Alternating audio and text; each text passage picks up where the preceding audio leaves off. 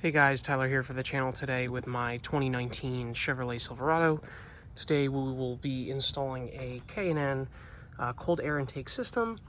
You can see I have the box there. This is all the parts that it will come with. I have everything laid out along with some tools here that we're going to need to do the job, and then some basic K&N information saying that you'll get a horsepower increase, all that. But our first step is going to be to disassemble the old air intake system. You can see how large and bulky the air intake system is on these. This whole setup is to basically reduce noise, but in reducing the noise, it also robs you of some power. And in this case, I enjoy the noise, so we're going to take all this out, and I'll show you the first steps to get there. So the first thing that we're going to want to do is disconnect the negative battery terminal. You can see if you're looking at the front of the truck, it's on the left-hand side. There is the cable. The bolt to undo it is a 10mm. So I have my 10mm ready. I'm going to go ahead and loosen that, and then we'll move on to the next step. Step 2 is going to be to take your mass airflow sensor connector out. So this tab will be down. You're just going to take your thumb, pull up on it. In this case, mine is already up. So you can just take the bottom of your thumb, pull straight up, and then you're going to want to pinch with your thumbs this center area here. So you're going to reach in, pinch in, and then pull up, and you can see it'll disconnect, and then you can just move this off to the side so it's out of the way. Okay, the next step to take off the front portion of the airbox is to disconnect these crankcase vent lines. To disconnect them, you're just gonna, there's a little tab on the bottom that you're just gonna squeeze like so, and then you're gonna gently pull back and away, and eventually it will ride over this lip and you'll be able to pull it back. You're gonna have to squeeze pretty hard and gently pull it backwards, but when they're disconnected, you can see that they come off. You're gonna have to do that on the driver's side, and then there's one on the passenger side as well, so I'll do this one and then we'll move on. So our final step to remove the forward portion of the airbox, which they're calling a plenum, is to, there's two clamps here. One that attaches where the throttle body is, and then another one that attaches to the actual airbox itself. So we're just going to take a socket and undo both of these clamps. That way this entire portion can come up and out. So I'm just undoing the clamps like I was showing in the last portion of the video. An 8mm little socket works perfect for this. You can use a flathead screwdriver as well, but I've found that the flathead screwdrivers tend to slip, and it's just much easier to use a socket. So I'm going to go ahead and take these off, and then I'll pull the whole front portion of this out. So now that I have both of the clamps loose, it's going to be as simple as just kind of wiggling the front of the airbox up and down. You can see it's now separated and pulled off. And then on the left-hand side, you're just going to have to do the same thing, just kind of wiggle this connection off. You just have to be careful of these lines. You don't want to damage the lines. But after everything is loose, you should be able to just pull it up and away and set it off to the side. And now the intake should, or the whole engine bay should look like this. You have your intake there where all the air comes in, and then your actual intake box. So what I'm going to do is just put a microfiber towel over that so dust doesn't get in there while I'm working on this section, but we're going to be working on this next. Okay, so to remove the factory airbox, it's actually really simple. There's just two grommets on the bottom of it that you basically just kind of have to muscle it and pull straight up on it. Again, just be careful of these lines here, but I literally just grabbed by the bottom of the tube here and just gently pulled up until you can hear it release. And then once it releases, you should be able to just move all of the wires out of the way and then pull the airbox up and out, which I'm going to need two hands for. But like I said, just pull straight up. And once the grommets release on the bottom, you should be able to take the whole thing out, all as one piece. One thing I didn't see when I was pulling on it in the last video is there's actually a wire that's attached by a little grommet right there into the corner of this, so just make sure that you disconnect it before you start to yank on it. I noticed that it was getting stuck, so I just had to pull that little grommet that held the wire into this corner here. So not a big deal, just make sure you pull that out as well. So our final step to remove all of the stock components so we can then switch over to the K&N stuff is to remove the airbox mounting tray. So this is where those grommets were seated that I was talking about when we were pulling the stock airbox off. So there's just 4 bolts that hold it in, 1, 2, 3, and 4. So we're just going to have to pull or undo all those bolts. Same thing, I'm just going to use my socket set, and this is a 10 millimeter socket that you're going to be using for this, so I'm going to go ahead and pull that out. Okay, so we're now into the portion where we're going to start installing some of the new components from K&N. The first thing you want to do is take your shield.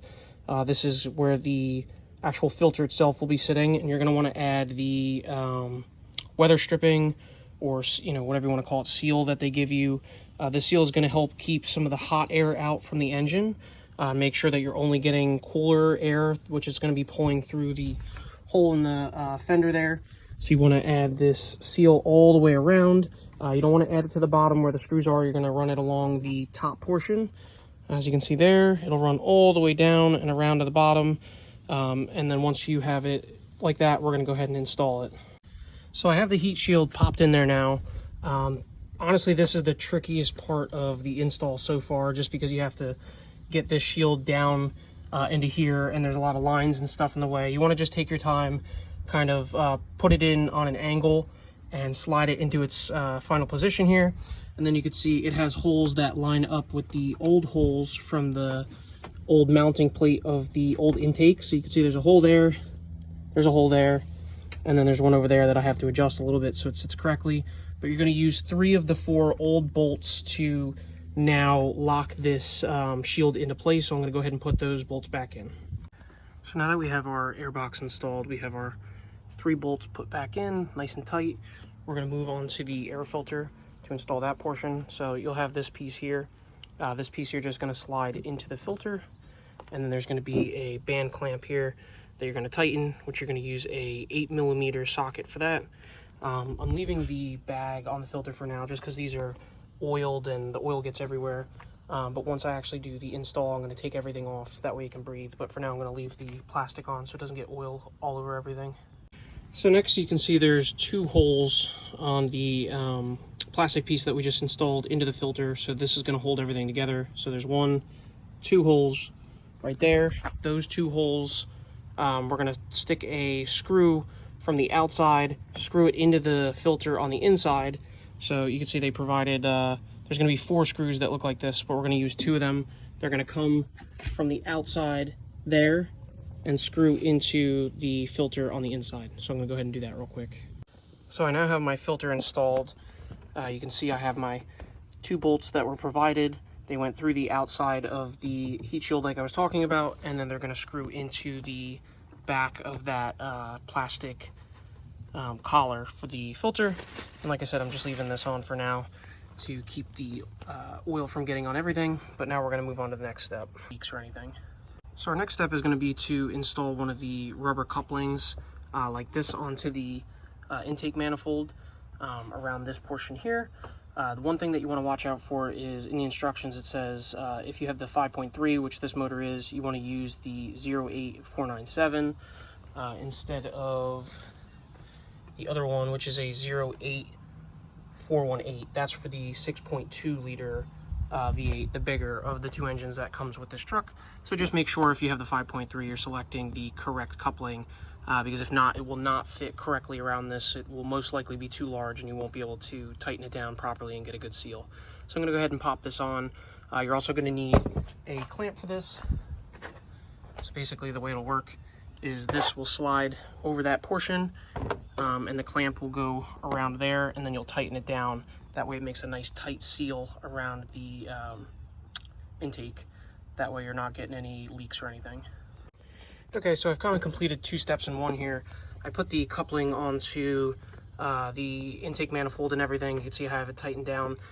You want these to be snug, but you don't want to be cranking to the point that you're going to damage either the coupling or the intake. So you just want to get it pretty tight to the point that it doesn't move. You can pull on it, there's no movement. Same thing with the other one here. You're just going to take one of the other couplings, same thing, put one of the band clamps on there, tighten it down until it's snug. This portion that we're tightening it onto is plastic, so if you tighten too much, there is the risk that you could crack that piece. So like I said, be careful when you're tightening it. You want it to be tight, but not so tight that you're going to break the plastic. But like I said, the next step is just to do the 2 rubber couplings with the bands on it. When you go to do this one, put the band on first before you slide it over, because it will not clear this little hump in the middle if you put the rubber piece on and then try and slide it over. So I just wanted to show this before I installed it. You could see how I had the sticky back is actually going to go on the plate here. I just wanted to clarify that because it's a little confusing when you're looking at it through the directions.